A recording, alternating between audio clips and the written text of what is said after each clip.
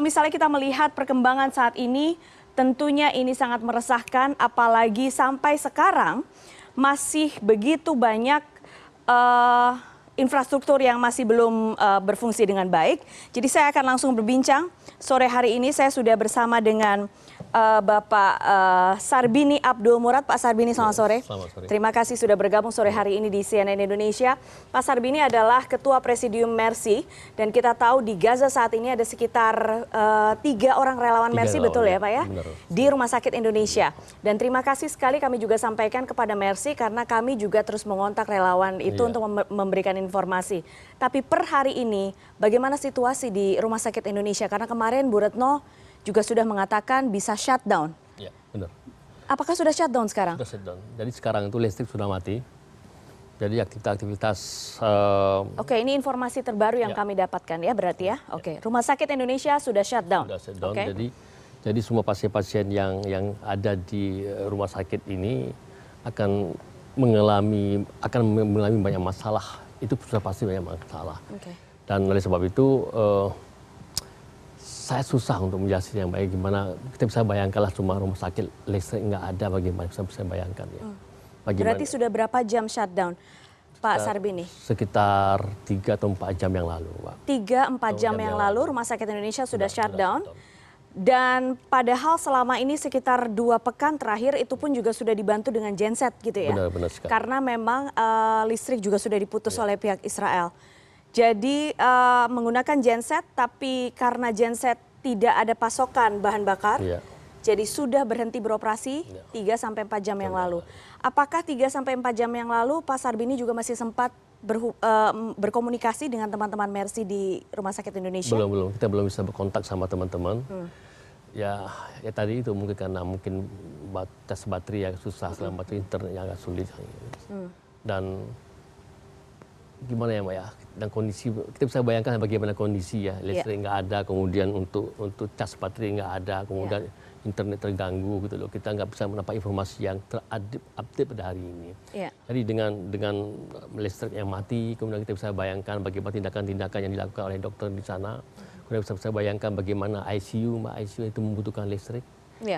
Kita bisa bayangkan lah, saya nggak bisa menjelaskan dengan kata-kata, tapi kita bisa membayangkan bagaimana sulit mereka, bagaimana menderita mereka.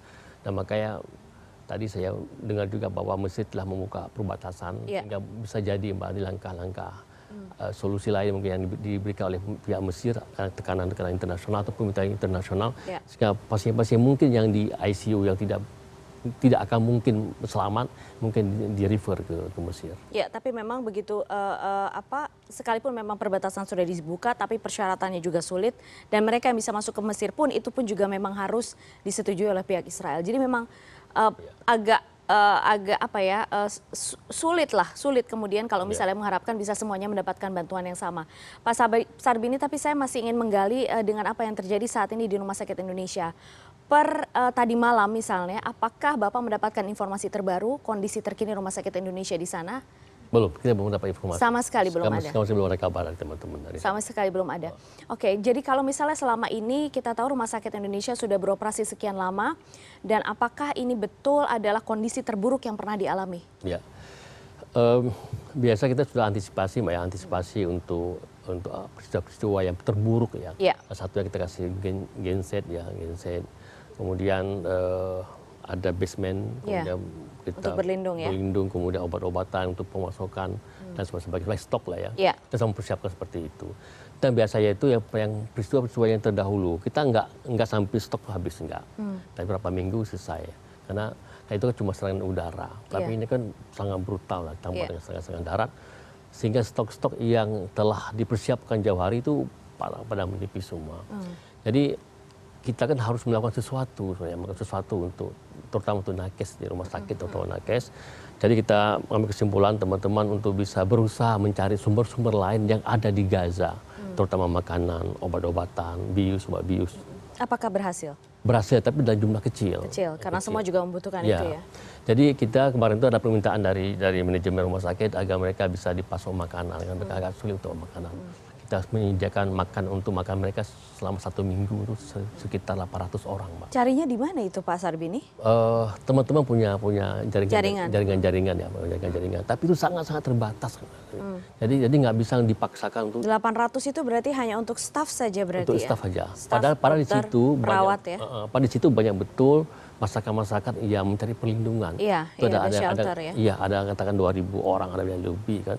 Jadi ya tutup mata lah. Jadi kalau kita bagi pun nggak cukup untuk semuanya. Jadi kita lebih memprioritaskan nakes di situ dan masyarakat pun memahami bahwa bagaimana kerja keras nakes selama 3 minggu lebih kan mereka membutuhkan tenaga untuk bisa bekerja lebih kuat lagi. Ada berapa nakes yang sudah gugur di Gaza sejauh ini selama 26 hari? Sekitar 85 orang, Mbak. 85 orang. Apakah keseluruhannya yang juga bekerja di Rumah Sakit Indonesia atau berbeda? Di seluruhnya, Pak. Di seluruhnya ya? Seluruh rumah sakit Gaza. Karena kan apalagi kemarin ada serangan ke rumah sakit Al-Ahli itu. Itu kan sangat banyak sekali korbannya. Tapi karena ini tertutup, jadi nggak semua orang paham. Karena melihat bahwa ini korban semua masyarakat, jadi nggak ada pemisahan ini nakes. Kalau dulu mungkin, Pak, waktu ada, seperti ada COVID, nakes ada sesuatu. Betul. Tapi karena sudah semuanya kena korban, jadi dia nggak ada sesuatu dari perhatian gitu, Pak. Tapi kita bisa bayangkan adalah kondisi sulit seperti ini dengan jumlah nakes yang terbatas, kemudian ada yang gugur. Ini kita bisa bayangkan ya, ditambah dengan alat segala macam serba kurang. Ini sangat memprihatinkan sekali. Ya, ada berapa nakes total saat ini terakhir di Rumah Sakit Indonesia, Pak Sarbini? Di kita sekitar 400-an, Mbak. 400-an? 800. Sekitar 800 berarti itu sudah semua tuh, semuanya ada ya, ada dokter, perawat gitu ya? Sama klinik servis segala macam.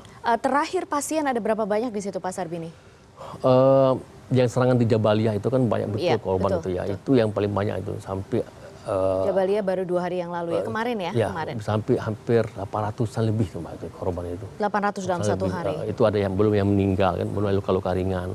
Jadi untuk mengambil langkah-langkah antisipatif dari teman-teman nakes sana itu adalah kalau yang ringan-ringan mungkin mereka tidak dirawat di situ, di rumah sakit, tapi apakah mereka harus pulang ke tempat yang semula atau saudaranya atau di koridor di selasar rumah sakit itu kan. Jadi yang lebih utamakan itu adalah orang yang luka parah yang memang kemungkinan hidup itu akan lebih sulit, itu yang akan diprioritaskan. Tapi pastinya kalau yang misalnya luka-luka ringan, misalnya penanganannya agak terbatas, kita khawatirkan akan terjadi komplikasi infeksi. Infeksi. Setelah itu akan ada cerita lain lagi nanti kan. Tapi ya mau bagaimana, kondisi hari ini apa yang bisa dilakukan, dimaksimalkan, apa yang bisa dilakukan. Jadi tidak bisa berpikir dalam kondisi normal. Kalau misalnya normal, contohnya misalnya kita pakai yang sepet itu satu orang satu. Iya, sekarang udah nggak bisa. Nggak bisa lagi kan. Aku jarum benang misalnya. Kalau misalnya pakai sekali berapa kali ya betul, kalau masih ada ya pakai aja gitu. Jadi semua diminimalkan. Semuanya semua alat kemudian dimaksimalkan untuk berfungsi berkali-kali ya karena keterpaksaan. Kalau terakhir kali bagaimana kondisi suplai air di situ? Nah, kalau di rumah sakit kita alhamdulillah, Mbak, karena insinyur kita telah merancang seperti saya katakan pada awal itu, salah satunya adalah kita membor sumur tuh sampai dengan 100 meter. Sumur bor. Jadi kita untuk air, alhamdulillah kita nggak kekurangan. Malah kita bisa memberikan berbagi ke masyarakat yang lain.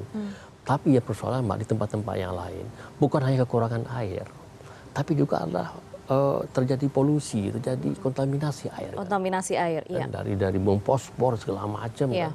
Oke, air udah ada air, tapi terjamin nggak itu? Jadi banyak cerita di balik itu, Mbak.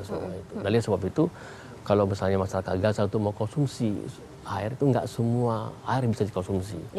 Mereka harus selektif lagi. Ini cocok nggak untuk diminum atau cocok untuk mandi aja atau apa untuk nyuci.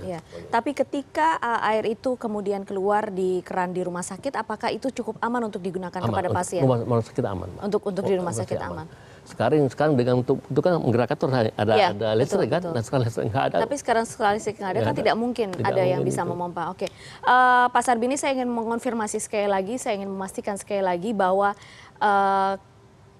per hari ini atau sekitar 3-4 jam yang lalu Bapak belum bisa berkontak dengan teman Mercy yang ada di Rumah Sakit Indonesia, dan sesuai dengan perkiraan yang juga disampaikan oleh Bung Menlu kemarin adalah kemungkinan besar saat ini kondisi listrik di Rumah Sakit Indonesia sudah padam. Sudah shutdown, sudah padam. Oke, kita berharap ini semua segera pulih, terutama bisa memberikan bantuan bahan bakar ya Pak Sarbini ya, dan kemudian bisa kembali berkontak dengan para relawan Mercy yang ada di sana. Jadi Pak Sarbini sekali lagi terima kasih.